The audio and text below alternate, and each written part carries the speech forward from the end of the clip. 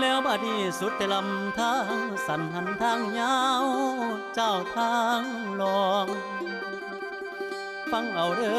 อพี่น้องสมัยจ้องซองแต่จอง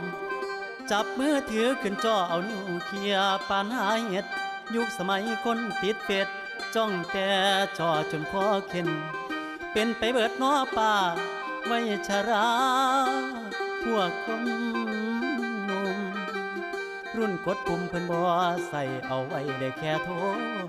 หาซื้อรุ่นโกโก้ออกใหม่คือไอโฟนพอทันโดนเด้อครับรุ่นใหม่มาก็หาซื้อเปลี่ยนมือถือปั่นของเล่นนอนเล่นเอานิ้ว